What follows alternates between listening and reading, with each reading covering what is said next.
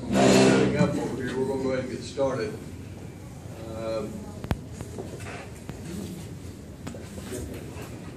When he gets all set up, I'm going to turn the program over to him. So I'll stall for a minute. And I know it looks like the parking lot's full, but that they were all coming here, I was a little concerned that everybody was coming here, but it's Boys and Girls Club summer camp registration, so I figured out maybe everybody's already got their questions answered. My name is Shane Broadway, and I am the chairman of the Bryant Building for Tomorrow committee. And that is a grassroots committee made up of many individuals across the Bryant School District who have become involved in this Bryant Millage election to help educate the patrons of the Bryant School District, parents, students, families, and others about the need for this election and this millage, and to help educate everyone and to help answer questions.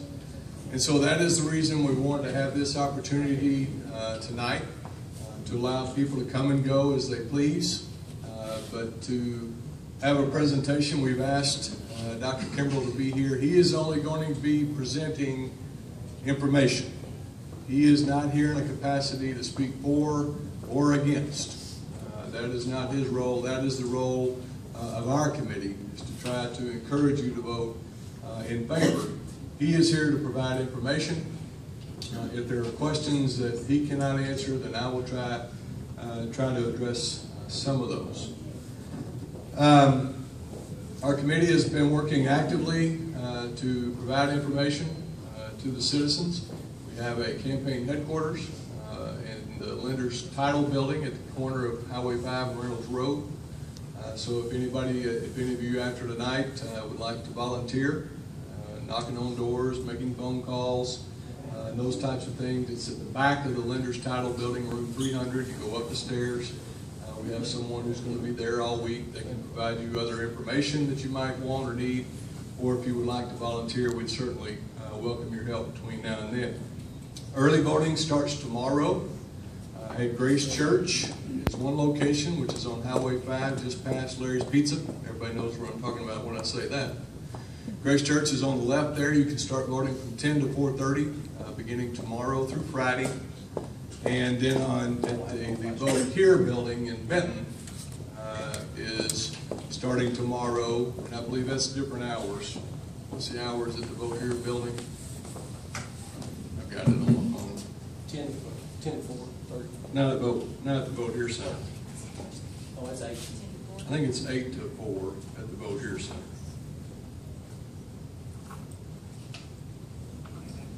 Vote Here Center is 8 to 4:30. And that will be beginning tomorrow through Friday, and then again on Monday. Vote Here Center is the only place you can vote on Monday. You can't vote at Grace Church on Monday. And then there will be 10 election polling places on Tuesday, March 10th, that you can vote at. So I've got several things that I will maybe add in terms of why I am supporting this millage. I will just address a couple of them, and then I'm going to ask Dr. Kimbrell to, if he wants to start out explaining the process that they've gone through, or if you want to just start with questions. Okay. A couple things I will say. I have been involved in the school facilities for about the last decade now. The state of Arkansas lost a lawsuit while I was a member of the Senate. It's called Lakeview. Any of you have been around in Arkansas for the last decade in regards to schools and school funding and school facilities. At the time, I was a member of the Senate Education Committee when I represented this area in the Senate, and I was asked to be in charge of the state's response to school facilities. At the time, we didn't even know how many we had around the state. And so we did a complete inventory of all schools, all policies, and developed a program for a partnership between the state and school districts that included a state investment Part of that is because what Lakeview basically determined is that every child, regardless of address, regardless of where they live, is to receive an adequate education in an adequate facility. And so we set about trying to determine that. And basically what Lakeview means in a nutshell, if nothing else, it means if the local district fails to provide that adequate education, then the state must compel it to act. Okay? And I say that for two reasons. It's an important reason of why we're in this situation and why we're here. The way we had to respond to that lawsuit, and when we wrote the legislation, we were still under court order. We had to show to the court the state was strong in terms of we're going to meet our obligation as a state, and we're going to hold districts accountable to that. And so we developed the program and developed what will happen if a district does not respond to its needs. So as such is the case as we are in, the state has identified that we're going to have an average of about 300 students per year in growth. This is not something the Bryant School District came up with. Part of the requirements of the State Division of Public Facilities and Transportation is to provide that forecast of what your district's enrollment is going to be over 10 years, correct? So it has all of the information at its disposal to make a prediction in terms of what your enrollment is going to be and what your need is going to be. So they're the ones, when you see a figure of about 300 students per year, that's not something that Tom Kimbrell came up with or I came up with. That's coming from the state of Arkansas based on their projections. So we went through this process back last year, the Bryant School District, and it failed. Under the way the process works, you've got two tracks before the state has to then come in and make some decisions. As a district, we are only required to provide 38 units of instruction at the high school level. At Bryant, we provide over 200 programs for our students, and that's primarily, I think, a lot of the reason why students come here. Whether it's extracurricular activities, or if it's robotics, or EAST, or you name the program, all of those are done above and beyond the required 38 units of instruction. If we fail to take action, this is our second and last strike, I guess is one way you could say it. The state will then be compelled to come in and sit down with the district, and at worst, could place the district in facility distress and take over the district, which you know has occurred. I don't think that will be the solution, but you notice they have taken over districts, and he was commissioner, he had to take over districts who did not meet their local need, and so the state had to compel them to act. I think it will be somewhere in between that and somewhere coming in and giving us, okay, this is the plan. So regardless of what happens with this election, we as taxpayers and patrons of this district are still going to have to build new buildings. There's still going to be students who are going to be coming and using our facilities, and he can give you more information in terms of the capacity of our current facilities. So the decision is ours. And I would rather us make that decision about the future of our school district than have the state do it. Because when the state does it, we don't have the resources at our disposal. For instance, one elementary school is $17 million. They don't have the cash on hand to go and build that space, but you've got to have a roof over that student's head. A portable building is not a long-term solution under the state standards. It's not an education solution, period. So you've got to have a roof over that student's head, so you've got to build that building, and when the district doesn't have the resources to build that building, they've got to go reduce programs. And a lot of those programs are important programs and a reason why students have come to this district. And there are a lot of other things that go along with it. Second thing, I trust this man. I trust his vision, I trust his leadership. I've known him for almost 20 years.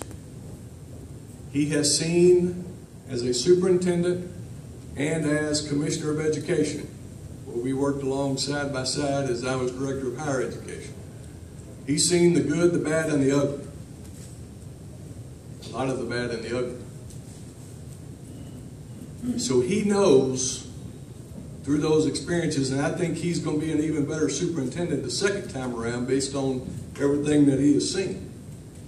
But you ask anybody around in education circles about the respect and trust and admiration for this man.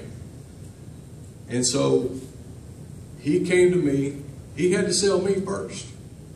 I'm a taxpayer too. I had to be sold that this is what we have to do as a district. I believe him. I trust his vision for this district, and I believe that he and the school board together have come up with a long-term solution that addresses our long-term needs, as well as the immediate needs that we're going to have to address as a district.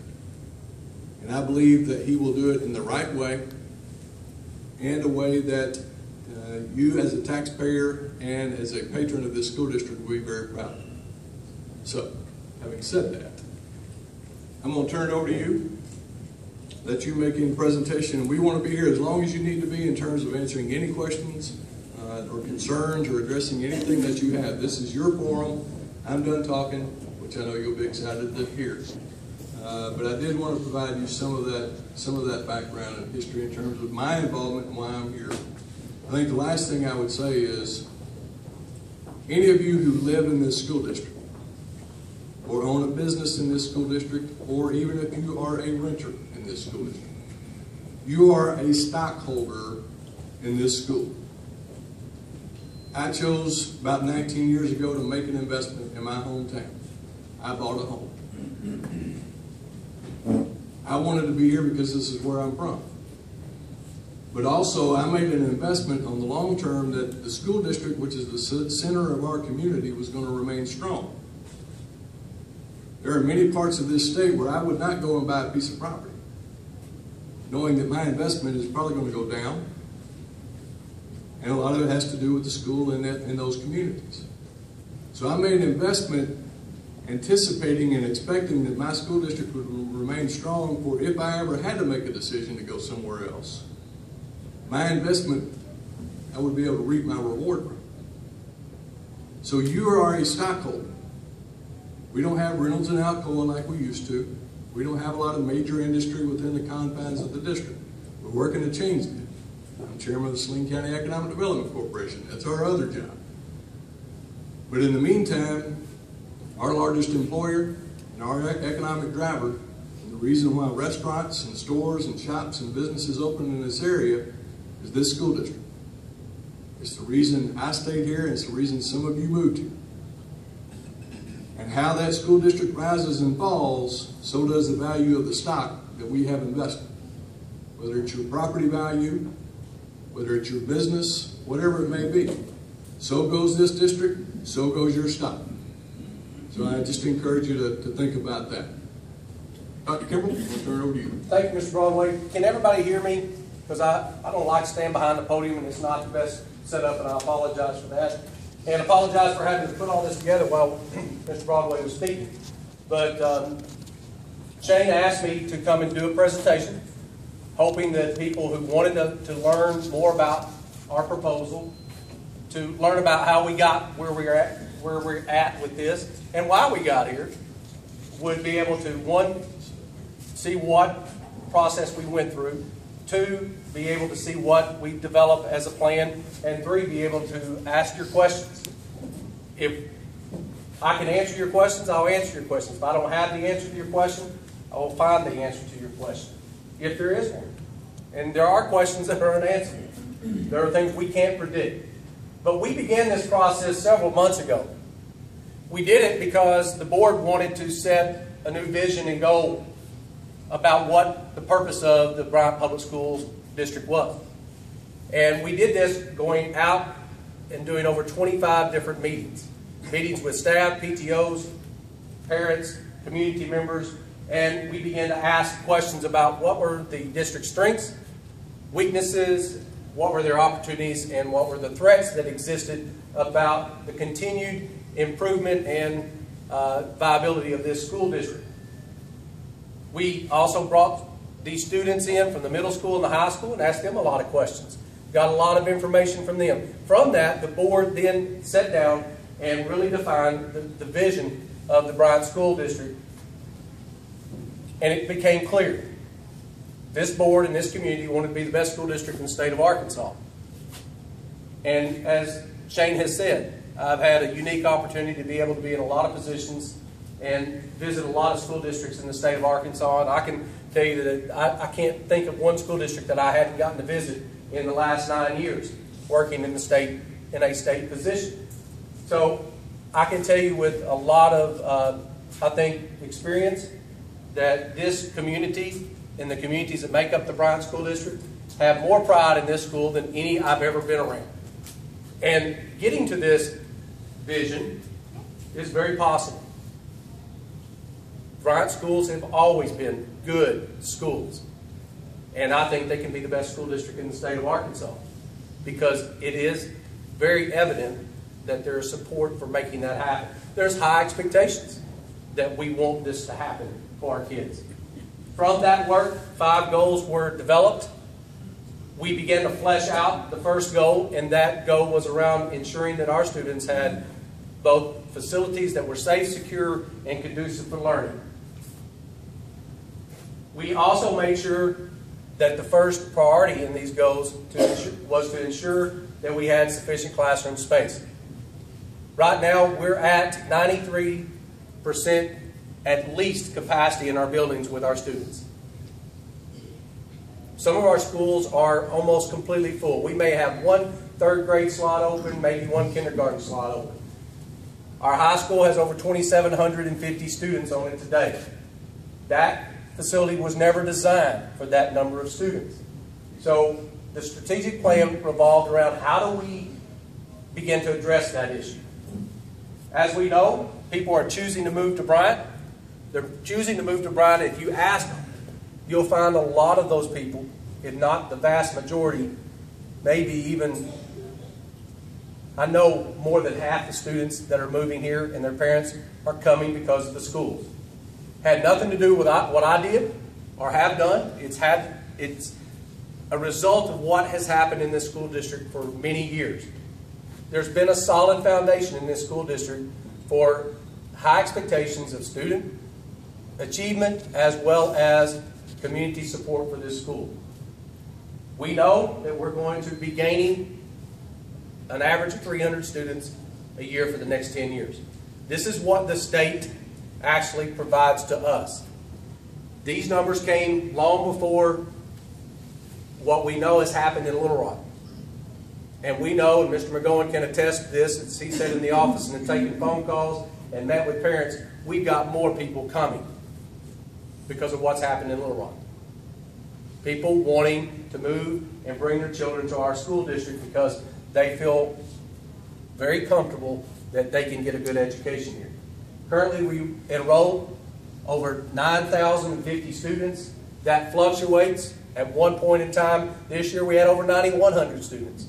We started this year with a little over 9,000, which was about 240 more than what we ended last year. But we also see, looking at the formula that the state uses, there will be some times that we'll actually gain 360 students. There'll be some years we may gain 280. It averages out to about 300. So in 10 years, we should have projected another 3,000 students in this school system. It's got a good reputation. That reputation, I think, comes from the fact that people have seen results. And I think that we should be result-driven. And people should have expectations for the school to be a good school. But with that type of reputation, it creates some challenges for us. Those challenges are, how do we house and educate these students? Right now, over 2,700 students at the high school. Our cafeteria, Mr. Curtis, I think you can attest to this, we can't get our students into the cafeterias and get them fed within the 3 lunch periods that we run. Just because it doesn't happen. The capacity's not there. It was never designed to hold that many students. We don't have space for career education expansion. We don't have space for our music education program and the expansion of that program. And our gymnasium and our auditorium were built when the capacity for that school was less than half of what it is today. They're inadequate for what we have on that campus. So, in 2013, this district partnered with the state of Arkansas to address this issue through its partnership program. And let me stop for a minute and try to answer some questions that I've been seeing and have been asked of me. The state ensures that there is a certain amount of money for every student. To this year, that's $6,521 per student. We raise a portion of that here with the first 25 mills that you pay in your property taxes. Every school district has to do that. It goes into a special school tax. That's what the Supreme Court calls it. That special school tax then is then redistributed across all school districts to make up the shortfall that districts such as ours have. I'll give you some round numbers. If it's $6,500, we in Bryant School District raised just under $2,000 of that $6,500. The state then gives us $4,500 plus for every student to get to that $6,500. But that $6,500 has nothing to do and is not to be used and can't be used for constructing facilities. Under the guidance of our former senator over here, there was a funding matrix created in 2003 and then redone in 2006. Well, actually recalibrated in 2008. In that matrix, it outlines what you're to spend that money on. Instruction, teachers, administration, utilities, maintenance and operation, technology. There are no funds in that for facilities. As the former senator said, to address the courts about facilities, they created this partnership program. And the state has partnered many times with this district to create facility opportunities. This district has had the good fortune of being able to partner with the state on several projects and receive several millions of dollars, upwards of $50 to $60 million over the last 8 years. This partnership program came about in 2013 to address the issues of this growing population. And as the senator said, the district in 2014 asked the public to increase its millage to help raise its share. In other words, the state says, we'll partner with you at a certain percentage, but you have to come up with your share. And you got 2 shots to do that. We've had 1 shot, we got a second shot. When the first one didn't, they said, you've got some immediate needs. You've got some growth issues facing you today. How are you going to fix that? In the spring of 2013, this district sat down with the Facilities Division and worked out an immediate needs plan. And in that plan, there was an expansion of Collegeville Elementary School, an expansion of Davis Elementary School, roofing projects at the high school, and some renovations at the high school. Those projects are being done right now. And we're using approximately a little over $3 million out of that $21.1 million to do those immediate needs projects. The state said, that's fine. Now, what is your plan to address the issues of this continued growth that you have in the district? So, that's where we're at today. We're asking to find a way to fund our matching share. The one thing that we continue to hear when we were out in the public was, is there some way you can create a plan that's beyond the typical 4 to 5 years that we've had in this district? Because that's the typical cycle that we've run into. We pass a millage, 4 to 5 years later, you're coming back asking for another millage. And it seems that we're piecemealing this every 4 to 5 years. We were comfortable going out 10 years because we had the growth projections out that far. So we developed a plan. Our website has the entire plan on it. You can read about it. I won't go into all the details unless you ask me to go into the details. But we're asking at this point to try to fund a 10-year plan. What does this do? It asks for additional 4.9 mills. It takes us from being the lowest millage rate in the county to what would be then the highest millage rate in the county at 42.1 mills. You can see from the slide that the other 3 districts in this county have a higher millage rate. This would take us to be in the highest millage rate in the county. What does that cost? We tried to allow people to, a chart so that they could look, what does this increase actually mean to me? We broke it down by what the daily increase would be, the monthly increase, and what the years. It's about $100 for every $100,000 of property value. So people who have property, you know what yours, and this is assessed value. This is not actual value. This is what the assessment office assesses your value of your property at. And I'll promise you, you wouldn't want to sell your property at what the assessor's office assesses it at. But you can kind of extrapolate depending upon where your property values are there. And it's about $100 for every 100,000. What are the proposed projects? A new cafeteria on the high school to feed our students. More than half of our students sit outside and eat. They sit on the stairs, they get under the canopies, they're in between buildings, they're eating it because they can't get into the cafeteria. It's just not possible. The conversion of Building 2, that's one of the older buildings there. There are spaces there that were used for the old media center and other offices that we want to convert to classroom spaces. A lot of those buildings on that campus are buildings that were built in the 50s, 60s, and 70s. They don't have the electrical capacity for today's delivery of education. Our classrooms today are so different than they were 10 years ago, 20 years ago, and vastly different than what we saw 30 years ago. We're very close to being one-to-one with our computer technology, with our students. We want to get there next year so that our students have the latest technologies available to help them as a learning tool. So we want to do and need to do electrical upgrades as well as some HVAC upgrades. A lot of those HVAC systems are old and inefficient. The construction of a new elementary school. As I told you, our elementary schools are full.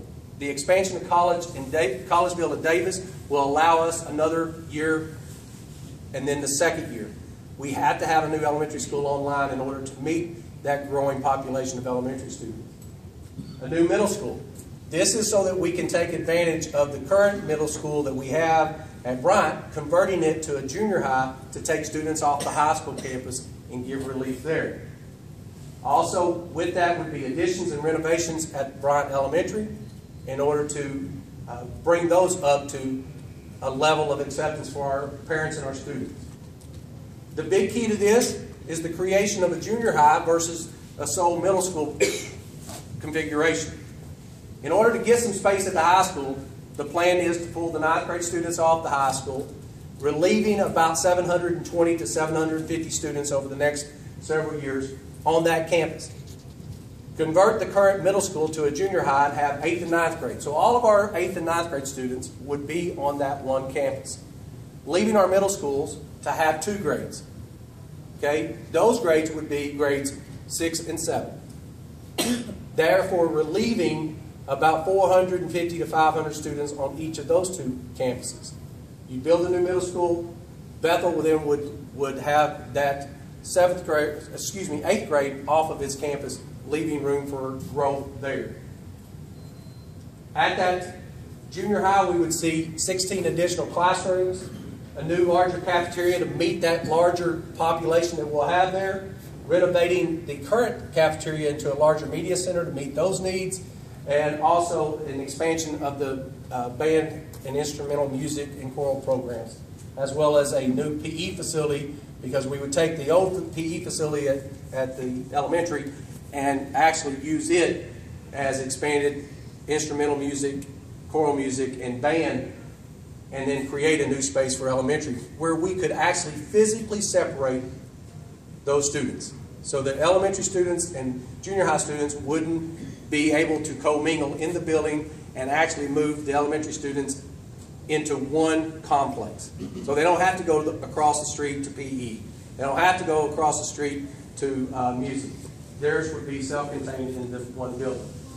Some of the additional projects at the high school would be a new arena to have not only our school and district events, but also community events.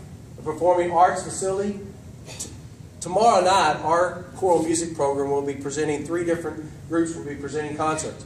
They're at, I believe it's Park Place Baptist, because our current facility will not hold the parents. It won't hold the parents so that they can do their concert. This would create a fine arts facility to meet a high school of that size. Then, as we continue to progress, we would update and renovate existing spaces on the high school campus to get them up to the code and the expectations that we have. And then continue to address safety, security issues by putting card readers and locks on all of our elementary schools to ensure that people just can't walk into our elementary and our middle schools. That is going to be a tough address at Dr. Pickering's school at the high school. But we believe there's some things that we can do. We've seen things happen at Conway. We've seen things happen at Cabot. And we think it's a good model for us to follow. If you haven't been to those 2 districts, you can go see what can actually happen under this plan. You can see the drawings over there. I won't spend any more time on this. But these are just conceptual drawings of what we would be talking about. I will just mention here on the bottom is the elementary school conversion. All of this new space would be new junior high. That would be junior high, and then the new PE facility would be right here for the elementary. Renovation of the kitchen and cafeteria at that elementary school. Mr. Broadway, that's my presentation. I can either take questions now, or we can. We do have a student who did. Oh, yes.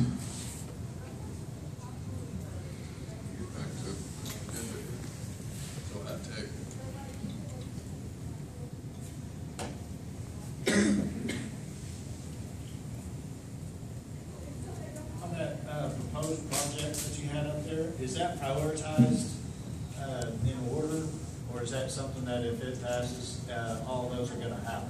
Yes, all of those would happen. Every one of those projects would happen. Let me see if I can get. Is there a time frame? 3 years. 3 years. New middle school, new elementary school, cafeteria, fine arts, arena, upgrades, all those things would happen within a 3-year time frame. Before we go to other questions, we do have a student who wanted to speak from a student's perspective, who emailed Dr. Kimbrell the other day and visited with him. Carl, you're here. Carl, come on up and talk about this from your perspective. It's important that they hear from students. Thank you for being here. My name is Carl Ratliff, and this is my 5th year in the Bryant High School District. And this is my 3rd year being a high school ambassador, which means I stand before the student body, and what the student body sees from this perspective. Once we first heard of this millage, this really excited us. This is something we have wanted for years, a long time coming. When we first heard this has been the talk of the school. To finally receive things that we need in order to further our education.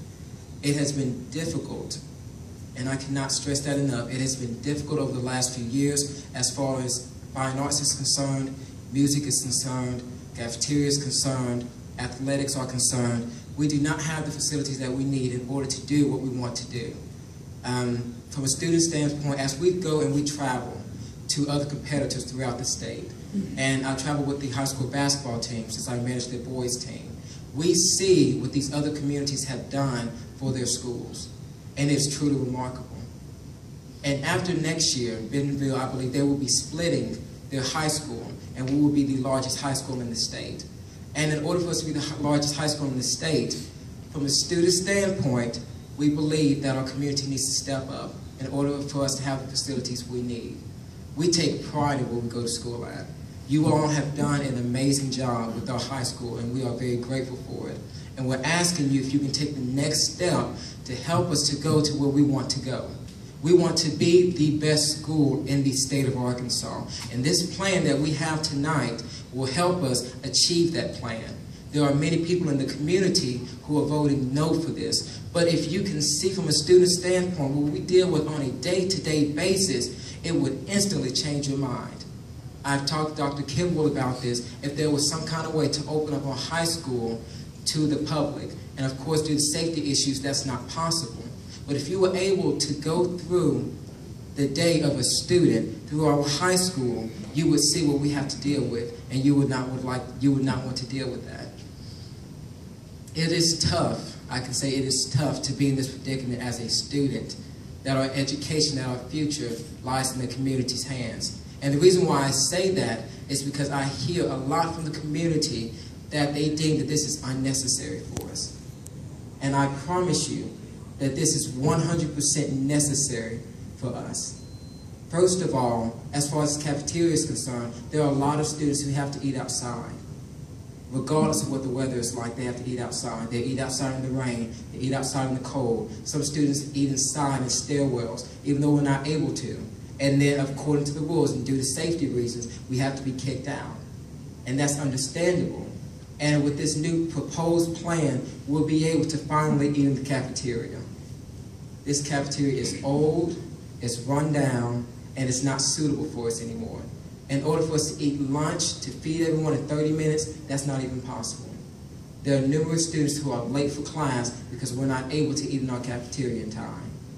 And it should not be. It should not be. Since we will be the largest high school in the state, having the lowest millage in the county is not going to work for us. If we want to do what we need to do, if we want to have the best high school in this community, we have to have this millage passed. We have to. And as far as the arena is concerned, right now we're getting ready to go to state later on this week. And the way that they have it divided is that they hosted in Central Arkansas one year, and they hosted in Northwestern Arkansas the next year, and they rotate. And what they do, they look for the best communities to host the tournament. And if Bryant has this millage proposed, we're pretty much guaranteed to be able to host the tournament. What does that mean for us? Business and growth for the community. Because of that, there will be 3 to 4 days, hotel money will increase, shopping will increase. All of these different businesses will be coming here because of the state tournament.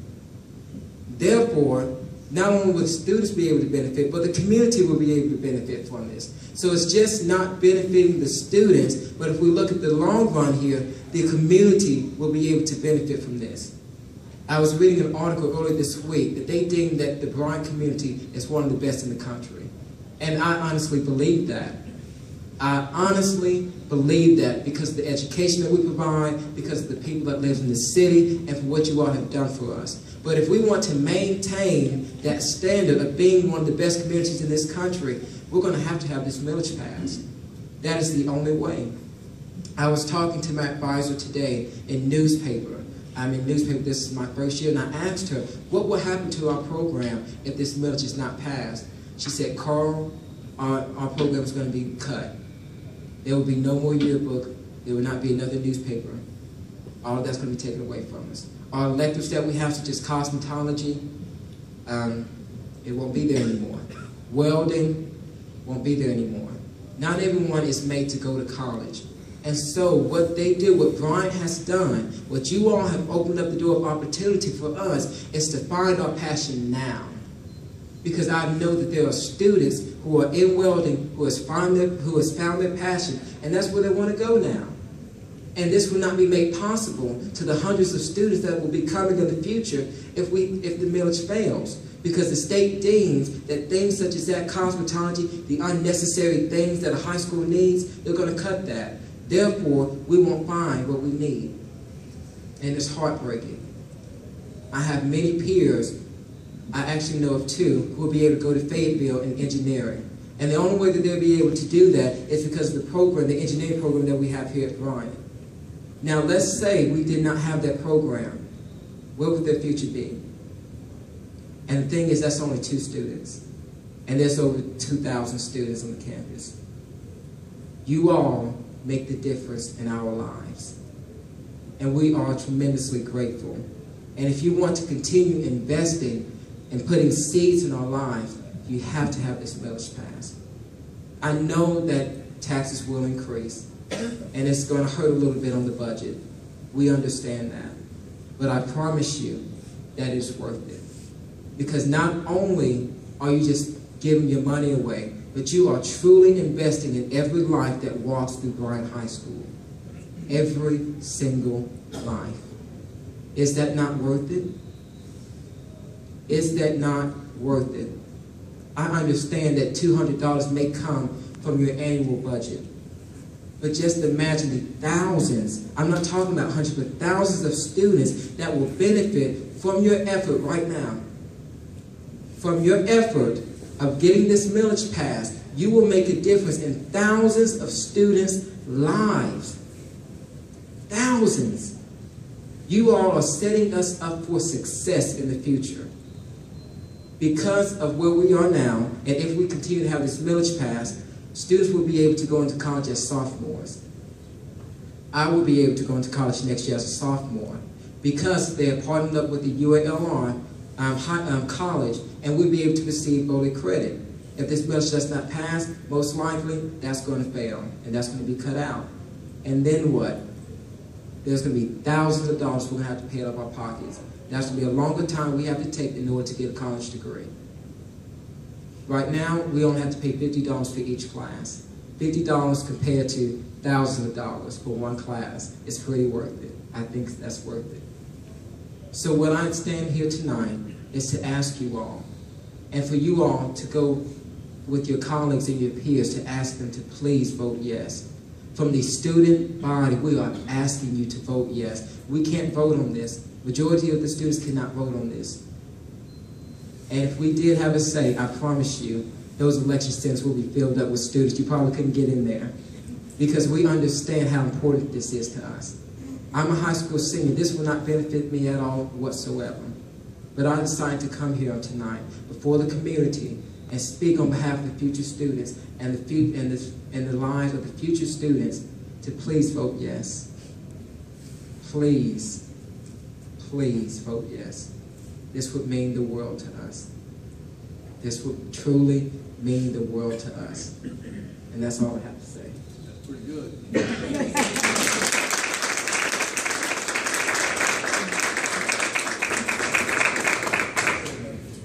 You said were you going to college yet?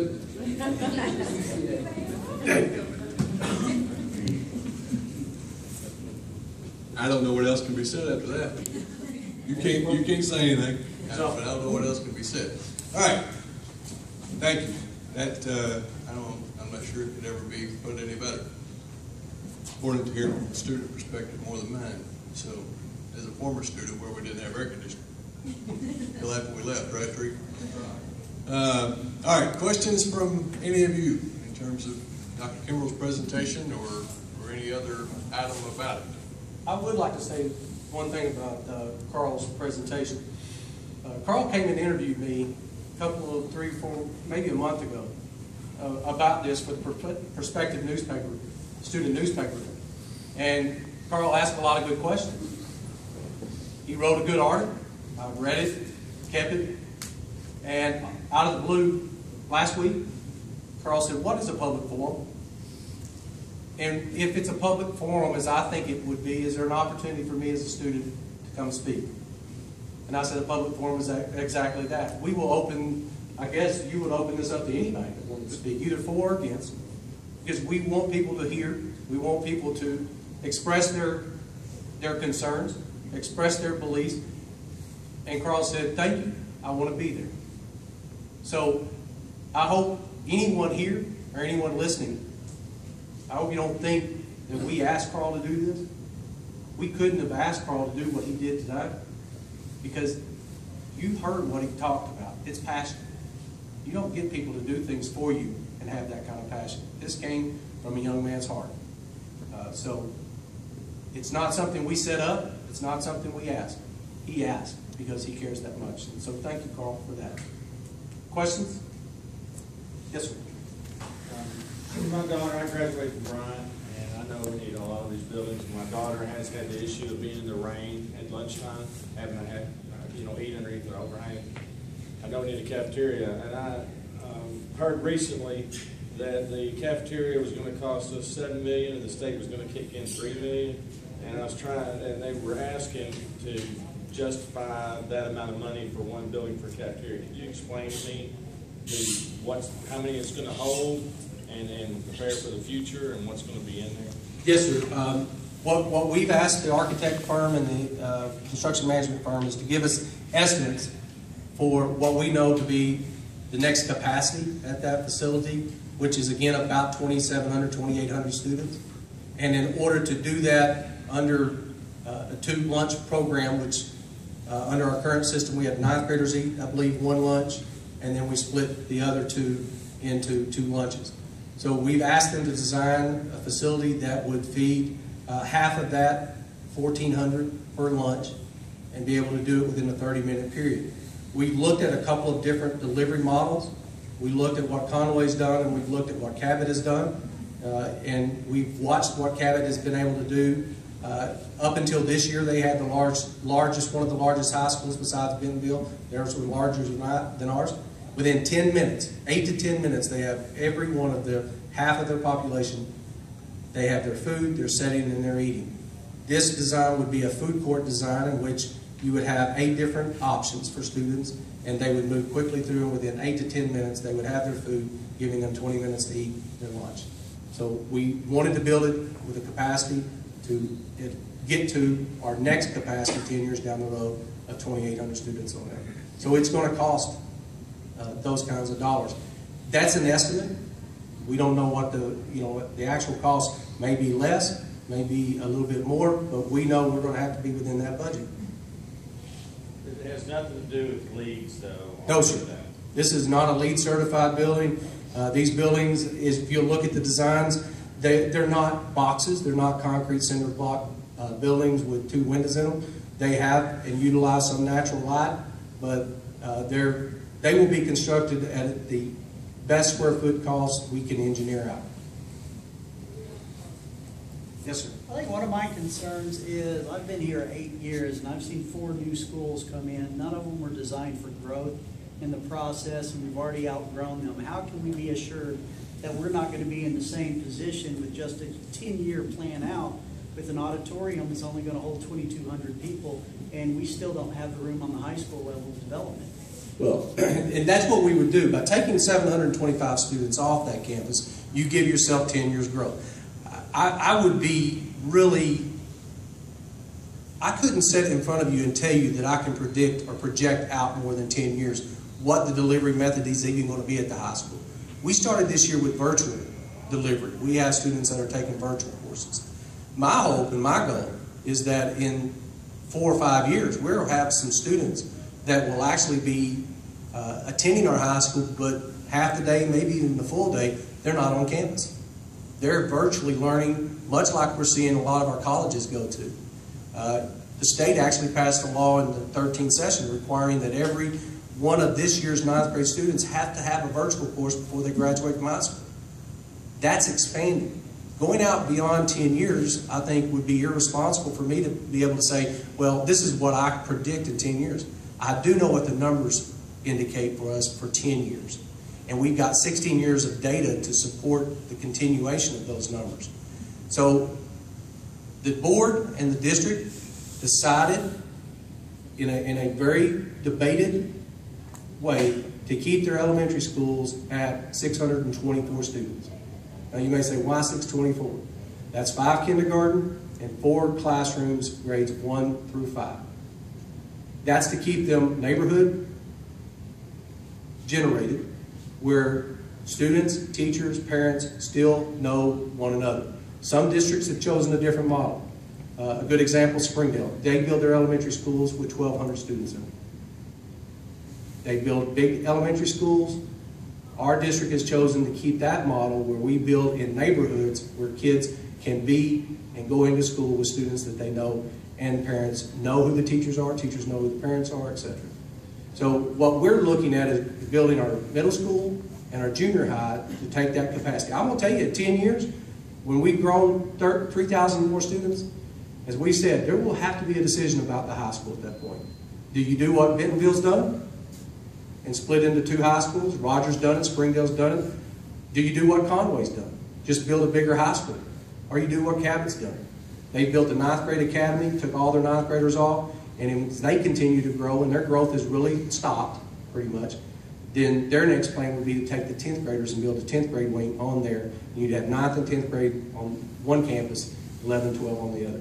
That's a decision that I think this community will have to make about year 8 to 9 as to what your plans are going to be. I just think it'd be irresponsible to go further out than 10 years. I don't know how we predict that. Education's changing so fast. Yes, ma'am. Okay, you said that most of these would take place in 3 years. Yes, ma'am. I have a 5th grader. My youngest is in 5th grade. Is she going to make it to the new junior high school, or will she make it to the new 8th and 9th grade campus at Bryant Building currently? Well, she would be in the new, she'd be, your question is, would she make it to the new junior high? Yeah, because She's of the fifth. fact that she's going to the 6th grade next year. Yes. And it's a 3-year plan. Okay. Yes. That creates a transportation issue for me, and your district is going to tell me that they don't provide transportation for parents that live within 2 miles of the school. I live flat 2 miles in between Hill Farm and Bryant Elementary, so you're going to have my 6th grader walking down Reynolds Road alone without anyone to help her because I work during the day. Then I have to be late to drop both my high schooler and my middle schooler off. Do you see what I'm saying? Yes, ma'am, I understand the I'm dilemma. in an awkward position that a lot of parents aren't, but I can't get transportation for one or the other to relieve me to make it to work at Little Rock on time. And that's where my problem comes in at. Otherwise, I would go vote yes right away. But I've received resistance in the past from the district on transportation, and ultimately did get a school choice application eventually for relief, and got my daughter at Bryant Elementary and my other at Bryant Middle. They're on the same campus, and they walk together to the library. But now they would be split. You see what I'm saying? They would be split because of the Hill Farm. Because your daughter is what grade? 5th and 8th. Well, no, in 3 years they wouldn't be because you'd have the junior high, which is... Right, that's what I'm saying. Will my daughter make it to the junior high before she has to go to Hill Farm, since she's in 5th? Yes, Now, I think the middle school, elementary school, and the junior high would go online in 17, 18. So that's... You got it. But I mean, that's a huge issue that we struggle with. Yeah. I mean, know. we've talked about how, you would... What would it take to transport any kid who wanted to be transported? And it's a matter, one, of buses, but the biggest issue is bus drivers. Yeah, and I even asked if I could drop my kids off at a current bus stop and let them ride together. I mean, I didn't want the school to make an extra stop for me. I was willing to go that extra mile. And you tell me where to go to a current, they would not give them a pass. They would not. So my kids walk to the library every day, and they sit there until I can get there. To the public library. To the public Yes. library. Because my oldest is now, she's to the point she can't go to the club. To the Boys and Girls Club. She's too old. So she's aged out of the system where, as years ago, I had help. Well, I think those are issues that we need to talk about and discuss. I don't, again, we're finding that I'm finding that there are some issues. I've got a couple of board members here. Appreciate them being here and hearing your concerns. Those are just topics that we have to discuss. Potential opportunity for parents to say, you can drop them off here at this location and they can ride a bus. I know there are seats available on a lot of these buses, and it wouldn't cost the bus driver to pick up anywhere else than they already pick up. This is the closest stop to your house. Right. This is the one that will zone your kid to, and they won't need a pass. That would be an amazing step and an assistance for transportation for parents like me in the morning. That's what we need to hear. That's why we're having this meeting. I appreciate that. Let me ask you back, that's a great question. Let me ask back on the question about, for instance, the auditorium, whatever it's called. Are there ways, I speak about the current gymnasium, which was not designed, they were finally able to bust out one wall and add some seats. and it's probably more a question to the architect related to this question, but can those buildings be designed where if you got to 10 years and you had to add on because you didn't have space, depending on where you put them, can they be laid out in a way that there is a potential opportunity? It's definitely what we can ask that question. And in the design of those facilities, you could ask that they be expanded. And But I think that's one of the biggest issues, because obviously money needs to be used and spent. But it's been spent very unwisely in the 8 years that I've been here. And I don't want to see that repeated and us have to pinpoint and put buildings or schools all around the district just to meet these pods of need. I think developmentally they can be designed where growth can be tacked on when the need fits. But right now, we're just getting taxed right and left, and I'm afraid that's the direction we're going to be heading again. Well, I understand what you're talking about.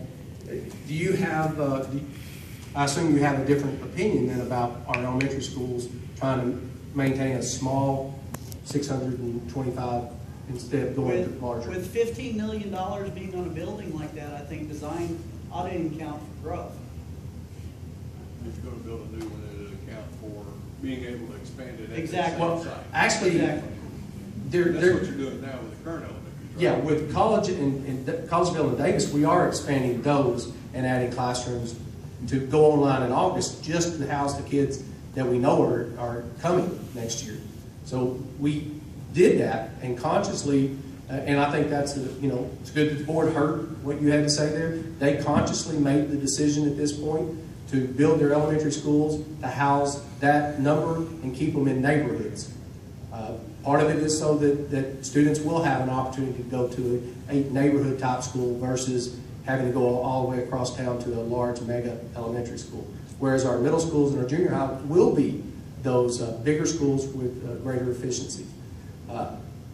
And I can't answer the question about how building funds have been built in the past. I can answer one question that has been relayed to us about how the district runs and whether it's an efficient system and have good use of the dollars been there. One of the things that we found in some research that we did last week, Dr. Walters did, our district spends less than almost every school district in the state of Arkansas per student in its state and local funds. And this is state numbers. This is not our numbers. If you look at the last report on the Arkansas Department of Education's website, we spend a little over $7,200 per student to educate our students. That's fifth from the bottom. We're the fifth lowest expenditure per student in the state. What's really amazing is it sixth? I'm sorry, sixth. What's really amazing is the next one, right below us, spending less than us, is Benton. Then Sheridan's in that same group of six, and so is Bauxite. So this area of our community region is some of the most efficient schools that we have in the state of Arkansas. And I've looked at that data before, but I was always looking at the other end. The districts that were spending the most money were the districts that had the greatest needs. They had the most difficult, challenging population. So I have to give a lot of credit when it comes to how we've managed money. That's part of growth. You're almost forced to do that because you're growing so fast that your classrooms are full. You're real efficient that way. But just to give you a little more information, there's a lot of good decisions that have been made. But there has been a conscious decision to keep the elementary schools that small. But at least two of our board members have heard your comment about that. They may want to revisit that down the road. But we won't design any buildings that couldn't be expanded. Hill Farm Elementary can be expanded. It can be expanded. It's built to be expanded. Yes, sir. You said that there's a breakdown of all the expenditures and what all this is going to cost. There is on the website. Estimated cost based upon what the architect and construction managers gave us for housing this number of students in these facilities. Yes, sir. So we need a $13 million cafeteria? Is that what we need? In order to be able to meet the needs of the population of 2,800 students on that campus, be able to feed them in a timely manner. I get that. Yes, sir. That's what they're telling us. $22 million for an arena? Yes, sir. This is all required, right? No, For our sir. No, we're not saying all of it's required. I mean, we specifically said that there are other projects on here that people in the community have said we'd like to see happen. I mean, you don't have to have an arena. Matter of fact, if this doesn't pass, we're going to play basketball in that same gym. We're going to do the best we can with what we have. You may not play basketball. You may have to put it on the building. Yeah, it may not.